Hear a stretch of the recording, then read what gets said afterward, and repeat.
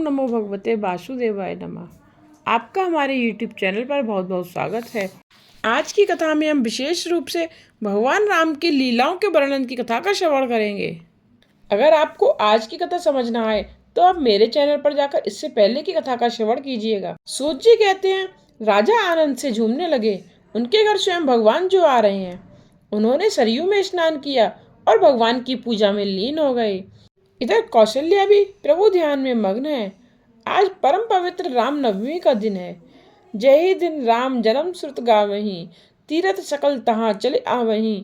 भगवान शंकर ज्योतिषी के बेस में अयोध्या की गलियों में घूम रहे हैं। उनके इष्ट देव हैं बालक राम।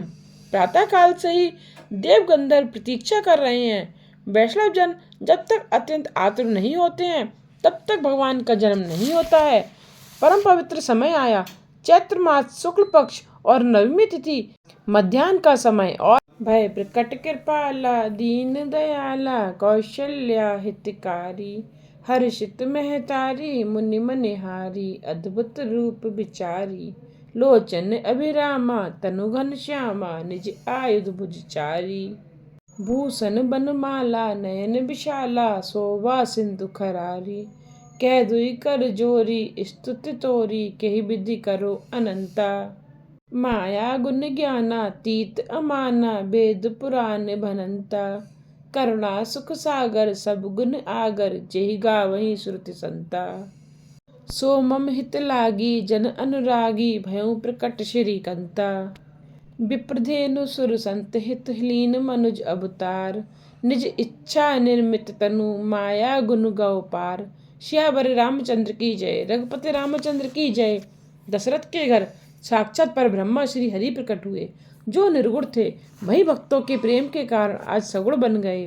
वेदों ने जिनका इस प्रकार वर्णन किया है वही श्री हरि भक्तों के हितार्थ आज दशरथ के घर पुत्र का रूप लेकर आए हैं। आकाश में से देव और गंधर्वों ने पुष्प वृष्टि की। आज बताया कि मैं अपने भक्तों की चारों ओर रक्षा करता हूँ। सो चतुर्भुज रूप में प्राकट्य हुआ। माताजी ने स्तुति की, प्रभु मेरे लिए आप बालक बन जाइए, मुझे माता कहकर पुकारे। माताजी को उन्होंने दिखलाया कि वे परमात्मा हैं। उनका चतुर्भुज स्वरूप अदृश्य हो गया और छोटे छोटे 2 हाथों वाले बालक बन गए। दासियों ने भी यह शुभ समाचार फैल गया। कौशल्या ने दासी को नवलखा हार दिया। मेरा राम सुखी होगा, मैं आनंद से दे रही हूँ। दासी ने कहा, मुझे तो कुछ भी नहीं चाहिए, मैं तो राम को खिलाना चाहती हूँ। राम दासी की गोद में गए। आज उसका भी ब्रह्म संबंध हो गया। दासी दौड़ी हुई राजा के पास आई और बधाई दी। लाल भयो है, लगता है साक्षात नारायण आए हैं। वृद्ध दशरथ जी के घर पुत्र का जन्म हुआ और पुत्र भी साधारण नहीं, साक्षात परमात्मा पुत्र का रूप लेकर आए हैं। दशरथ जी ने वस्त्रादि से श्रृंगार किया। प्रथम गणपति की पूजा की गई। दान तो इतना दिया गया कि सारी अयोध्या में कोई दरिद्र न रहा। वशिष्ठ जी ने वेद मंत्रों का उच्चारण करके मानसिक अभिषेक किया। दशरथ जी अंतःपुर में आए। आज राम के दर्शन से सारी दासियां इतनी हर्षान्वित हो गई थीं कि वे देहभान भी भूल गई थीं। देहभान ही नहीं है तो मान मर्यादा और लाज की बात ही क्या। परमानंद हो गया। देव गंधर्व आदि भी सूक्ष्म रूप से पुत्र राम के दर्शन कर रहे हैं। राम जन्म से सभी देवों को आनंद हुआ, किंतु एक चंद्र को दुख हुआ। रामलीला के दर्शन से सूर्य नारायण आनंद से स्तब्ध होकर स्थिर हो गए, आगे बढ़ते ही न थे। सूर्यास्त के बिना चंद्र राम का दर्शन कैसे करें। तो चंद्र ने राम से प्रार्थना की, इस सूर्य को कहिए कि वह आगे बढ़े, वह मुझे आपके दर्शन ही नहीं करने देता है। चंद्र को रोना आ गया तो रामचंद्र ने उसे आश्वासन देते हुए कहा, आज से मैं तेरा नाम धारण करूंगा। फिर भी वह प्रसन्न नहीं हुआ तो रामचंद्र ने उससे कहा, तू धीरज धर, इस बार मैंने सूर्य को लाभान्वित किया है, किंतु भविष्य में कृष्ण अवतार से पहले तुझे दर्शन दूंगा। कृष्ण अवतार में रात्रि के 12 बजे जन्मूंगा, सो तुझे ही लाभ मिलेगा। कृष्ण जन्म के समय 3 व्यक्ति ही जाग रहे थे, वसुदेव, देवकी और चंद्रमा। जो रात्रि के समय जागते हैं उन्हें ही कन्हैया मिलता है, सोए हुए को कन्हैया नहीं मिलता। नित्य शुद्ध परमात्मा को प्राप्त करने की ओर जो कभी ध्यान नहीं देते हैं, उन सभी भूत प्राणियों के लिए जो रात्रि है उसी समय में योगी जागकर प्रभु स्मरण करते हैं। प्राणी जिस सांसारिक नाशवान क्षणिक सुखों से जागते हैं वह रात्रि के समान ही है। वैसे पुरुषों को परमात्मा का ज्ञान नहीं हो सकता। वसुदेव जी, देवकी की स्थिति तो देखो, संपत्ति, राज्य, संतान सब कुछ छिन गया। निरपराध होते हुए भी हाथ और पांवों में जंजीर लगा दी गई। फिर भी वे हमेशा प्रभु का स्मरण करते रहे। दुखों में प्रभु के नाम का विस्मरण न करना। दुख में सचेत रहकर जो व्यक्ति ईश्वर का भजन करता है उसके घर स्वयं भगवान आते हैं। स्वामी विद्यारण्य ने कहा है कि नल और राम जैसी विभूतियों के जीवन में भी दुखद प्रसंग आए थे तो हम जैसे साधारण जनों की बात ही क्या है। तो दुख से कभी नहीं डरना। वियोग में कथा होती है, संयोग हुआ नहीं कि कथा बंद। जब तक जीव का ईश्वर से विरह है तब तक कृष्ण कथा है। जीव और ईश्वर का मिलन के बाद तो कथा का प्रश्न ही नहीं है। भागवत में 10वें स्कंद के 14वें अध्याय में सुदामा चरित्र के समय सुखदेव जी को प्रेम को नियंत्रित करना पड़ा था, दबाव पड़ा था। यदि प्रेम में समाधि सी लग जाए तो राजा परीक्षित का क्या हो। दशरथ ने बाल स्वरूप देखा, उनका हृदय प्रेम से भराया। दशरथ के आनंद का वर्णन तो सरस्वती भी कर नहीं सकती हैं। पिता पुत्र की दृष्टि मिली, बालक हंस दिया। दशरथ राम को मधु चटाने लगे।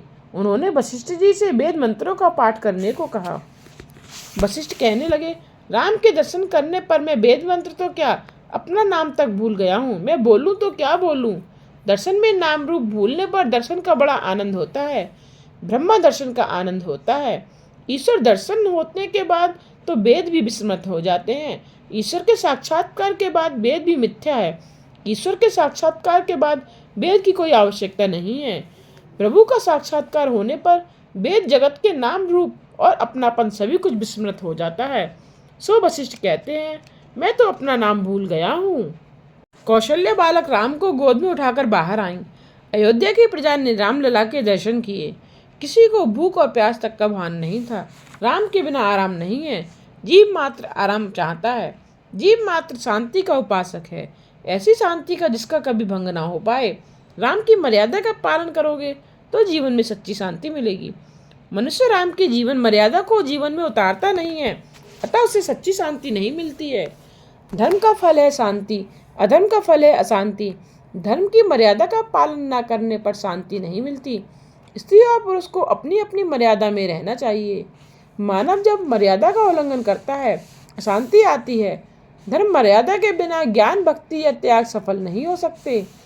आजकल मंदिरों में और कथा आख्यानों में भीड़ बहुत बढ़ती जा रही है। लगता है कि आजकल ज्ञान और भक्त बढ़ गए हैं, फिर भी शांति तो किसी को भी नहीं मिल रही है। इसका यही कारण है कि लोग धर्म मर्यादा का पालन करते ही नहीं हैं। लोग आज धर्म को भूल गए हैं। धर्म के बिना शांति नहीं है। धर्म की मर्यादा कभी न तोड़ो।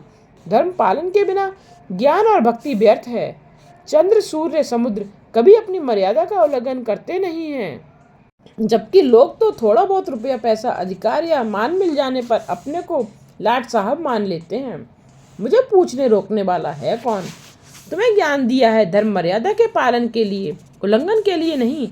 रघुनाथ जी मर्यादा पुरुषोत्तम और सद्गुणों के भंडार हैं। वे स्वयं परमात्मा होते हुए भी धर्म मर्यादाओं का पूर्णतः पालन करते हैं। सभी दिव्य गुण जिसमें एकत्र होते हैं वही परमात्मा है। लक्षण विवेक का, भरत वैराग्य का, शत्रुघ्न सद्विचार का स्वरूप है। भरत और शत्रुघ्न अर्थात वैराग्य और सद्विचार यदि अयोध्या में नहीं है तो दशरथ कैकई के अधीन हो जाते हैं। चंदन और पुष्प से राम की सेवा करना अच्छी बात है, किंतु उनकी मर्यादा का पालन करना तो सर्वोत्तम सेवा है। उनकी मर्यादा का पालन नहीं करोगे तो संभव है वे तुम्हारी प्रार्थना नहीं सुनेंगे। भगवान की आज्ञाओं का पालन करना ही उनकी सर्वोत्तम सेवा है। ऐसा न करने पर ईश्वर कहते हैं कि मेरा कहा तो मानता नहीं है, तो तेरी सेवा मुझे स्वीकार्य नहीं है। श्री राम का जीवन तो ऐसा पवित्र है कि उनके स्मरण मात्र से हम पवित्र हो जाते हैं। बर्तन यदि रावण सा है और जप राम के नाम का है तो नाम जप का फल कभी नहीं मिलता। राम जैसा बर्तन होगा और राम नाम का जप होगा तभी कुंड में से अमृत झड़ेगा। राम के एक एक गुण को अपने जीवन में उतारने का प्रयत्न ही उनकी सर्वोत्तम सेवा है। रामचंद्र जी का अवतार राक्षसों के संहार के हेतु नहीं, मनुष्य को उच्च आदर्श बताने के लिए हुआ था। राक्षसों को मारने नहीं, मानव को आदर्श मानव धर्म समझाने के लिए भी आए थे। उनका अवतार जगत को मानव धर्म उपदेश के लिए था। वाल्मीकि ने राम के लिए उपनाम ढूंढा किंतु एक भी ना मिला। राम तो राम ही है। मनुष्य चाहे किसी भी देव या देवी में श्रद्धा रखे, चाहे वे विष्णु को पूजे चाहे शंकर को, किंतु उसका वर्तन तो राम जैसा ही होना चाहिए। जिसका व्यवहार राम जैसा होगा उसकी भक्ति सफल होगी। कृष्ण की लीलाएं अनुकरण के लिए नहीं, श्रवण करके तन्मय होने के लिए हैं। गोकुल लीला में पुष्टि है, द्वारका लीला में मर्यादा। ऐसा नहीं है कि राम को अमुक लीलाएं अनुकरणीय हैं और अमुक चिंतनीय हैं। उनकी तो सभी लीलाएं अनुकरणीय हैं। वे सभी गुणों के भंडार हैं। वे प्रत्येक स्त्री को मातृभाव से देखते थे, किसी भी स्त्री को वे काम भाव से नहीं देखते थे। मनुष्य एक ओर तो पुण्य करता है, किंतु दूसरी ओर पाप भी करता रहता है। परिणामतः उसके हाथ कुछ भी नहीं लगता। राम माता पिता की आज्ञा हमेशा मानते थे, कभी स्वच्छंद न बने। वे हमेशा दशरथ कौशल्या को प्रणाम करते थे। आजकल की प्रजा अपने माता पिता को प्रणाम करते हुए लजाती है, तुच्छ है। तुम्हारी यह पढ़ाई तो तुम्हें माता पिता को प्रणाम करने से रोकती है। पिता की धन संपत्ति लेने में तुम्हें कोई शर्म संकोच नहीं होता और बंधन करने में संकोच होता है, लाज आती है। माता पिता तो लक्ष्मी नारायण का स्वरूप हैं, उन्हें बंधन करो। रघुनाथ जी की उदारता और दीन बत्सलता जगत में बेजोड़ है। उन जैसा कोई राजा पहले ना हुआ है, ना कभी होगा। रामचंद्र जी दिव्य हैं, उनका चरित्र सभी को डोलायमान करता है। सर्प के कान नहीं होते हैं, कारण जानते हैं इसका? शेषनाग सर्पों का राजा है, उसी के फन पर धरती जमी हुई है। राम कथा के श्रवण से यदि शेषनाग डोलने लगे तो धरती का विनाश हो जाए।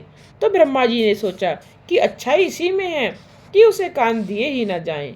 वैसे यह तो कभी कल्पना ही है। राम में सभी सद्गुण इकट्ठे हुए हैं। उन्होंने एक पत्नी व्रत का पालन किया, अपने से बड़ों का जो भी अच्छा लगा उसे जीवन में उतारा। उन्होंने दशरथ से सभी कुछ लिया, किंतु बहुपत्नीत्व को नहीं लिया। पुरुष यदि एक ही स्त्री में काम भाव रखे और धर्मानुकूल कामोपभोग करे तो ग्रस्त होने पर भी वह ब्रह्मचारी ही है। काम को व्यापक ना होने देना, उसे एक ही पात्र में संकुचित कर दो। इस हेतु के लिए ही तो विवाह का आयोजन किया गया है।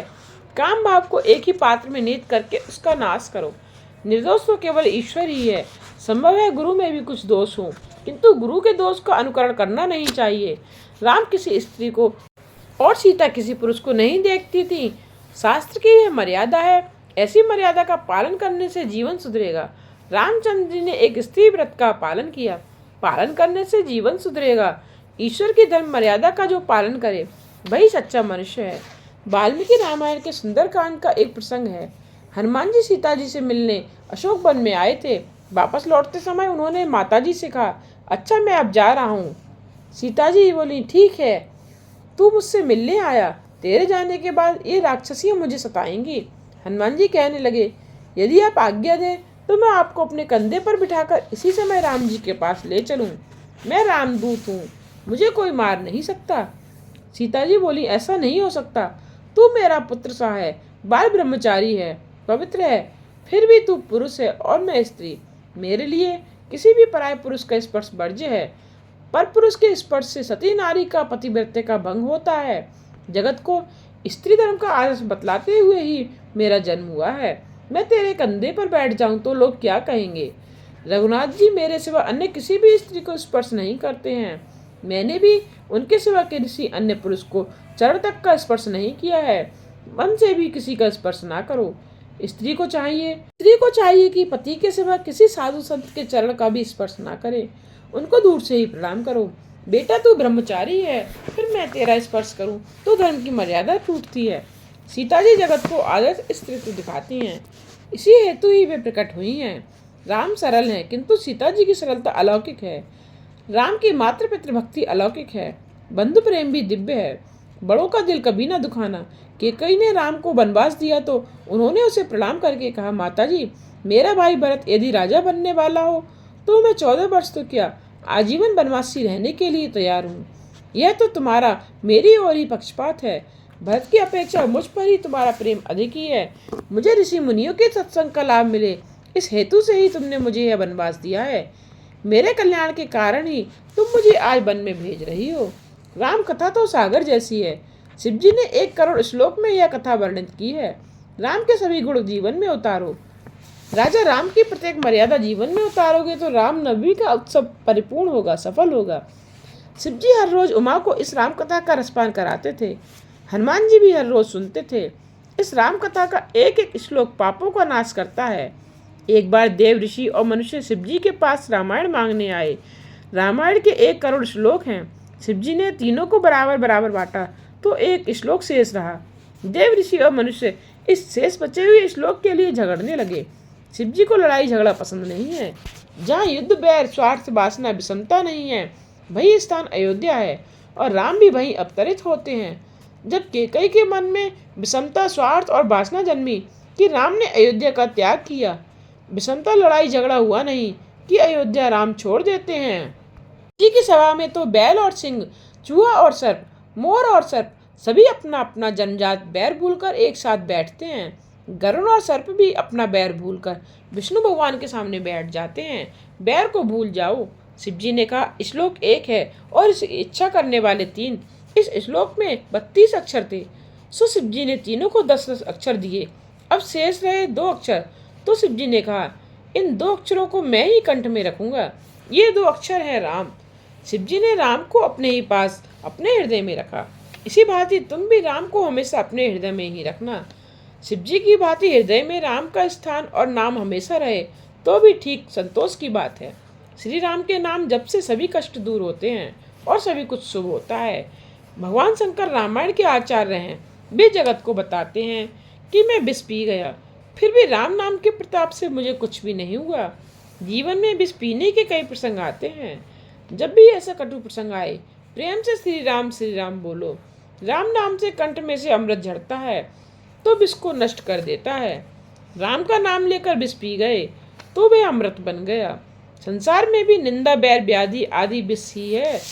ऐसा सांसारिक विष जब भी जलाने के लिए आ पहुंचे तो राम नाम का जप करना। जब भी परिस्थिति प्रतिकूल हो जाए 15 मिनट राम नाम का जप करो। इसी से तो शिव जी को शमशान में भी शांति मिलती है।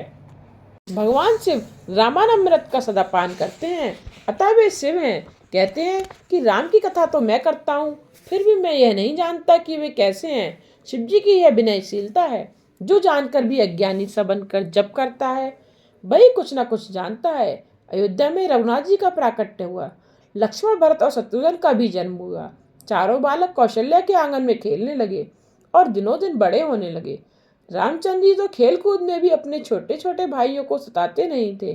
वे जीत हमेशा अपने छोटे भाइयों को ही देते थे। वे मानते थे कि मेरा छोटे भाइयों की जीत ही मेरी जीत है। यदि उनकी हार होगी तो उन्हें दुख होगा, सो स्वयं हार स्वीकार कर लेते हैं। भरत की आंखों के आंसू उनसे देखे नहीं जाते थे। आज तो लोग एक और रामायण पढ़ते हैं, राम नाम का जप करते हैं और दूसरी ओर धन संपत्ति के लिए भाइयों के साथ कोर्ट में लड़ते हैं। यदि बड़ा भाई राम बनेगा तो छोटा भाई भरत, लक्ष्मण जैसे होंगे। यदि बड़ा भाई राम जैसा बने और छोटा भाई भरत जैसा बने तो सारा जगत आज भी अयोध्या बन सकता है और राम राज्य स्थापित हो सकता है। भरत को राज्य मिला, फिर भी उसने त्याग किया। बड़े भाई अयोध्या में नहीं थे तो स्वयं महल में न रहकर नंदीग्राम में पर्णकुटी बनाकर ही तपचर्या करने लगे। भरत जी की तपचर्या की जगत में सभी महापुरुषों ने भूरी भूरी प्रशंसा की है। भारत भूमि तो कर्म भूमि है। इस कर्म भूमि में जैसा काम करोगे वैसा ही फल पाओगे।